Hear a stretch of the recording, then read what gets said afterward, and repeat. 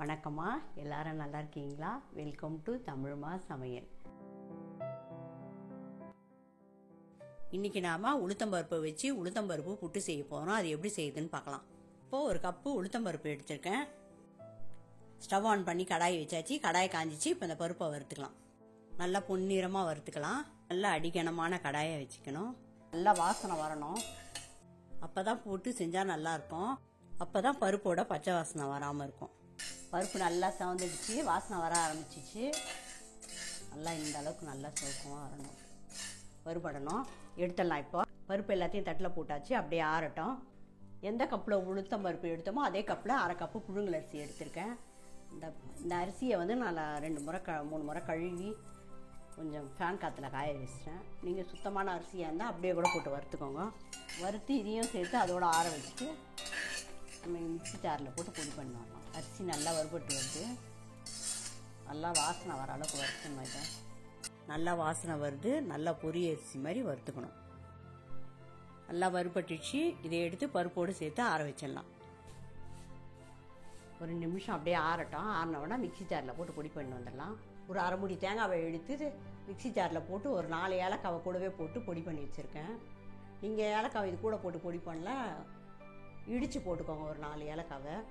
நான் இதோட தேங்காவோடையே சேர்த்து ஒரு 4 ஏலக்காவை பொடி பண்ணி வந்துட்டேன் மிக்ஸி ஜாரில் போட்டு.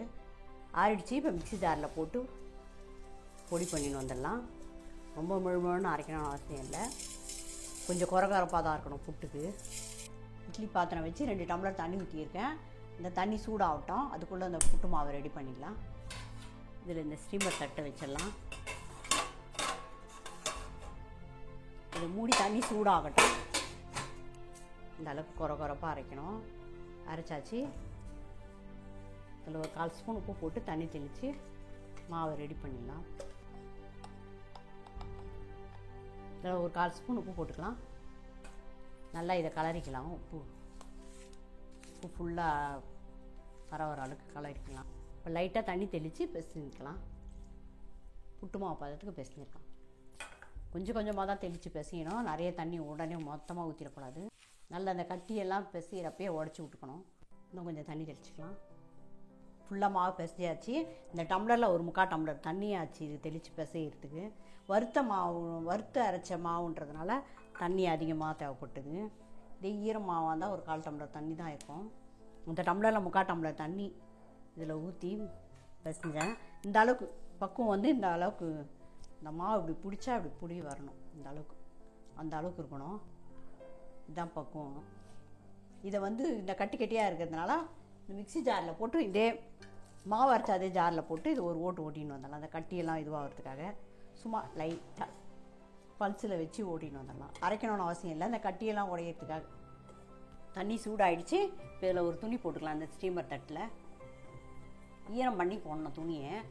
சும்மா லைட்டாக ஓட்டின்னு அந்த பல்ஸில் வச்சு இந்த கட்டி உடையிறதுக்காக இதை இதில் போட்டுக்கலாம். இன்னும் கொஞ்சம் இருக்குது. ஃபுல்லாகிடுச்சு, அரைக்க முடியல. அதையும் அரைச்சின்னு இதில் போட்டுடலாம். சும்மா லைட்டாக ஓட்டினா போதும் பல்ஸில் வச்சு. திருப்பியும் மாவு மாதிரி அரைக்கக்கூடாது. இந்த குறப்பாகவே இருக்கணும். இன்னும் கொஞ்சம் இருக்குது. அதை அரைச்சின்னு இதிலே போட்டுடலாம். மீதி இந்த மாவையும் அரைச்சாச்சு. இந்த கட்டியெல்லாம் உடையிறதுக்கு கும்பலாக மொத்தமாக வைக்காமல் இப்படி பரப்பி இதுலேயே இந்த தேங்காவையும் மேலே வச்சிடலாம். அப்படியே வந்துடும்.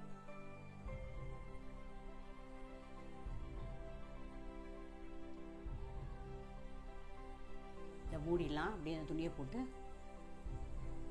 இது ஒரு 15-20 நிமிஷம் அப்படியே வேகட்டும். டீயை கொஞ்சம் கம்மி பண்ணி வேக வச்சிருவோம். 20 நிமிஷம் ஆயிடுச்சு. ஸ்டவ் ஆஃப் பண்ணிடலாம். வெந்துடுச்சான்னு பார்க்கலாம்.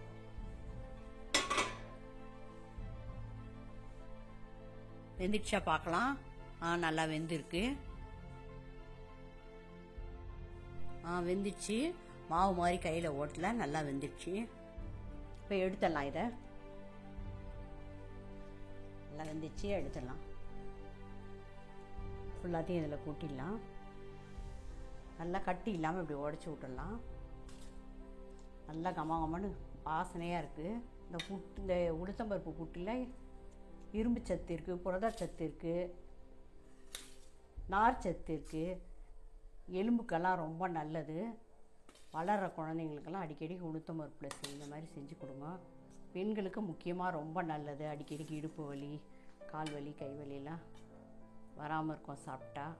40 வயசு ஆனாவே இப்போல்லாம் இடுப்பு வலி, கை கால் வலி எல்லாம் வந்துடுது. இந்த மாதிரி அடிக்கடி புட்டாவோ இல்லை உருண்டையாவோ இல்லை கஞ்சியாவோ செஞ்சு சாப்பிட்டா ரொம்ப நல்லது உடம்புக்கு. இப்போ 2 ஸ்பூன் நெய் போட்டுக்கலாம்.